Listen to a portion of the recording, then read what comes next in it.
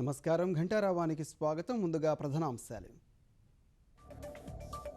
మరో గంటలో కృష్ణ పుష్కర శోభయాత్ర ఆరంభం. రేపు వేకువజామున దుర్గాఘాట్లో సీఎం పుణ్యస్నానం.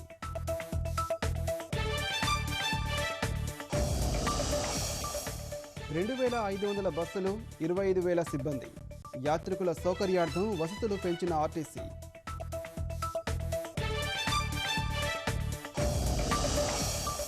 రాజమహేంద్రవరం బయలుదేరిన చంద్రబాబు సాయంత్రం గోదావరి అతి పుష్కరాలకు హాజరు.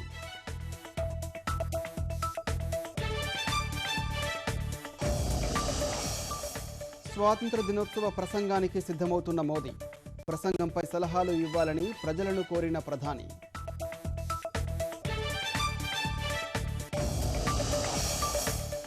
నయీం అనుచరుల్లో 2 రిమాండ్. 2 కోట్ల నగదును కోర్టుకు అప్పగించిన పోలీసులు.